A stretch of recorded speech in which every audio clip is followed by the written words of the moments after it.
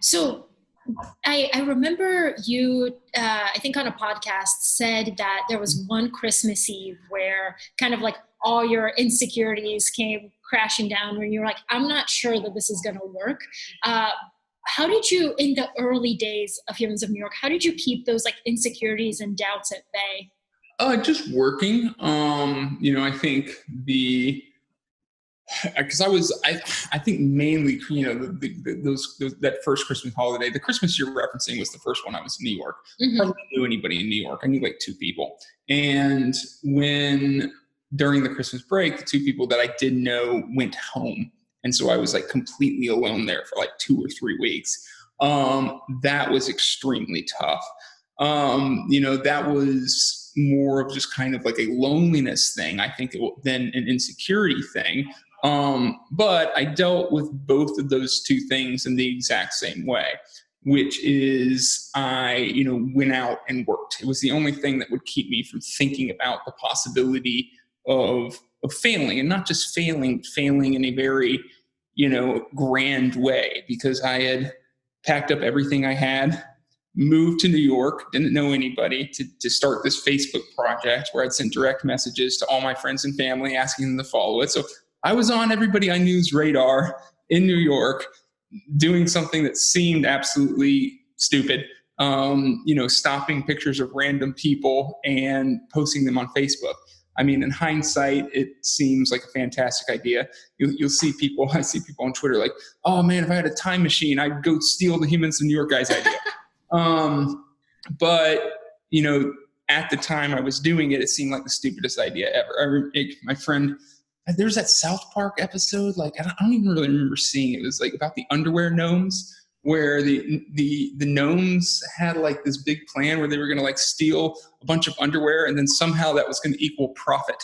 And my friend always told me, like, I reminded him of the underwear gnomes. Like, okay, so you're just going to take pictures of random people on the street, and somehow that's going to equal profit. Okay, like somehow you're going to make a living doing that, and that's how it looked for a long time. It looked very quixotic, like I was doing something crazy, just taking random pictures of people and putting it on Facebook.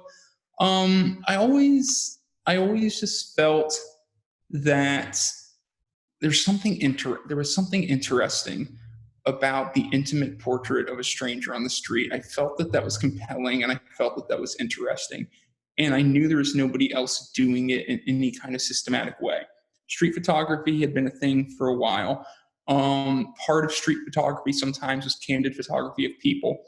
There was much less portraits of people on the street, especially when you stopped and asked somebody for permission. I knew I was doing something new. I knew I was doing something that was compelling. And I believed that if if I made it my thing, if I owned that idea and I owned that space because I got out there first and I worked the hardest at it, um, that eventually the intrinsic value and how compelling it was would attract an audience large enough to at least sustain myself and make a living so I could continue doing it. That was my only goal at first. Was I just wanted to make enough money to continue doing it, which is remarkably easier to accomplish than having best-selling books and a very large audience. So I think that helped. That my aims weren't sky high. How did you make money in the very early days? I just lost my job, and so I had a little bit of money coming in from unemployment.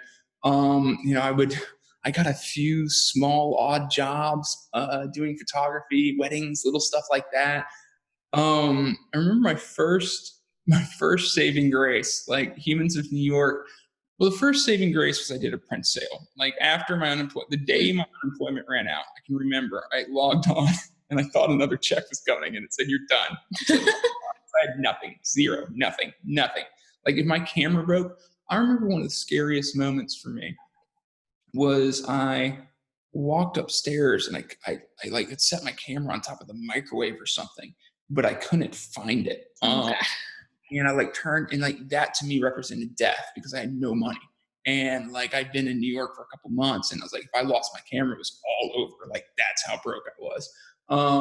And so once the money completely ran out, I did a GoFundMe. Not a GoFundMe. It was Indiegogo back then, and it was a print sale. It wasn't me just asking for money. I was selling prints, and that raised $30,000. And I was like, oh, Wow. this is going to last me 3 years, you know. And because I was just spending nothing at that time, and then things started happening very quickly. And like the first view I got into, how much social media allows you to scale. I remember Amtrak. It's the only commercial gig I've ever done. Keep in mind, I'd only been photographing for about a year and a half. Like, I am not that great of a photographer at the time, and I'm still learning.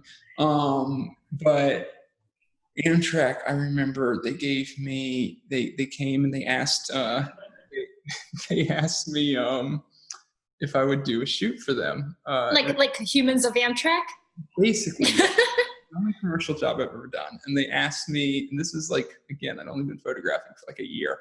I didn't even know how to use my camera. I had to hire an assistant because I shot everything on auto at the time. I had to hire an assistant. And the way that I did it is we found somebody to photograph. I handed him the camera. He set it all up, and then I took the picture. That's how little I knew about photography at the time. And I remember they asked me how much money I wanted. And I go, they're like, maybe you should get an agent. Most people have agents. I go, I don't know. It's this older lady. I remember her name. I won't say it though. I think I kind of tapped into something maternal in her. And I was just like, yeah, I don't know. I'm just out here in New York trying to make it, whatever you think, you could do would be great. And they ended up giving me $60,000 for 2 weeks of work. And to me, that was all the money in the world, all the money in the world. I'm just like, I'm not going to have to worry about anything else for years with this. So that was when I finally started to feel secure, and things were growing so fast at that point that, between the GoFundMe and the Amtrak thing, I just knew by the time that money ran out, I was going to be in a completely different world.